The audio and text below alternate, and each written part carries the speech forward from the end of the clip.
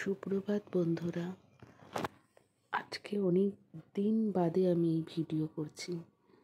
ভিডিওটা করার মতন মন হয়তো হয়েছিল, কিন্তু মন থেকে হয়তো কখনো কখনো বলেছে মা নেই আর কিছুই ভালো লাগছে না। তো এই ভিডিওটা আজ করলাম, মনে হলো মাকে আর একবার আমার ভিডিওর মধ্যে দিয়ে সবাইকে জানাই যে আমি এতদিন কেন ভিডিও করিনি।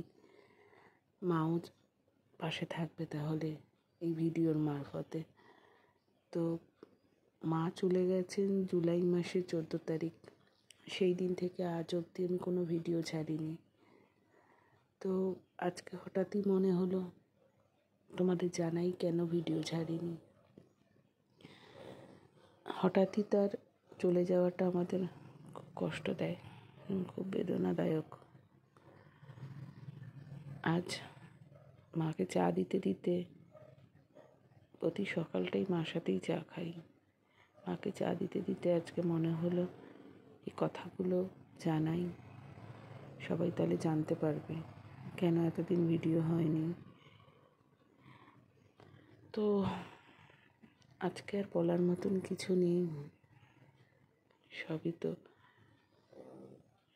হারিয়ে যায় না। মা বাবা কি জিনিস যাদের নেই তারাই বুঝবে। তাদের অ্যাবসেন্সটা ভীষণভাবে মনে করিয়ে দেয় যে আমরা কি পাইনি, কি করিনি, কি শিখিনি। যাক, আজকে একটু চায়ের সাথে এই কথাগুলো হয়ে গেল, মানে চা দিতে দিতে মাকে কথাগুলো বলতে পারলাম। আবার নতুন করে আসবো, কিছু ভিডিও দেব, চেষ্টা করব ভিডিও করে উঠবার, তৈরি করার। দেখা যাক। দেখুন পাখি দুটো কি সুন্দর।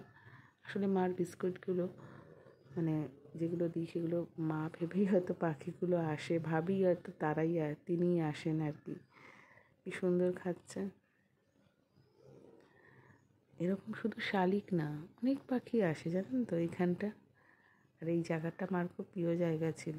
এখানে দাঁড়িয়ে দাঁড়িয়ে ওই পিছনের আম গাছটায় মা দেখতো যে কোন আমটা পেকেছে, কোন আমটা মানে পড়ার মতন। হ্যাঁ, তখন এখানে দাঁড়িয়ে দাঁড়িয়ে মা দেখতো। এবং জুন মাসে যখন মা এসেছিলো তখন ঠিক এখানে দাঁড়িয়েই এইভাবেই দেখতো। তখন প্রচুর আম ছিল জানেন তো গাছটায়। এখন তো ফলন নেই, আবার সামনের বছর হবে, কিন্তু মা থাকবে না আর এখানে দাঁড়িয়ে দেখবেও না। যাক, আজ আসি।